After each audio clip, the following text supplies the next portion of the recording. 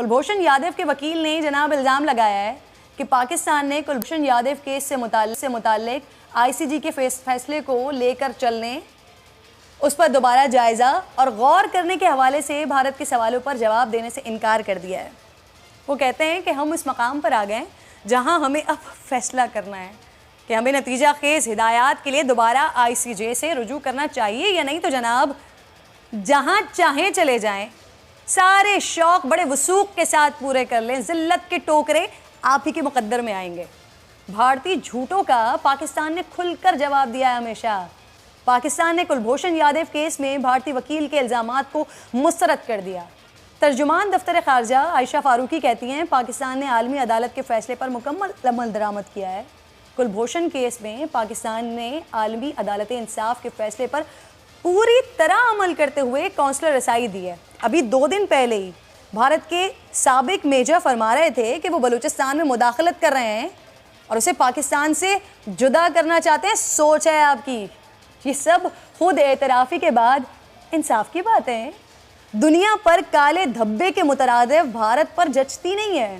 तुम सिर्फ सोच सकते हो, हम करके दिखाते हैं। और अगर आपको जनाबे वाला यकीन नहीं आता तो आप ज़रा पूछें ना अभिनंदन से।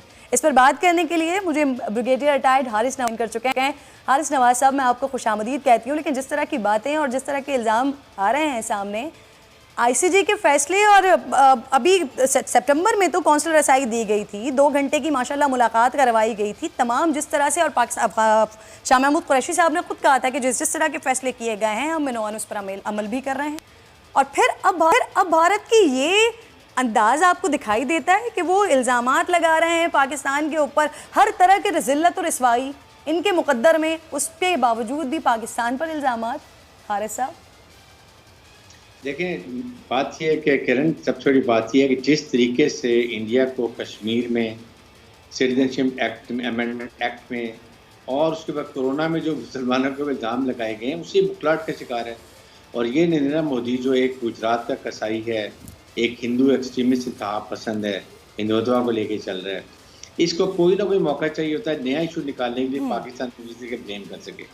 अब आपके सामने ये जो कुछ कुलभूषण यादव के बारे में है, और पाकिस्तान को उन्होंने सिर्फ आईसीजे ने ये कहा था कि जी इसका कौंसलर एक्सेस कर दें, हालांकि पाकिस्तान इसको भी नहीं एग्री कर रहा था, क्योंकि he is not a normal citizen of any country.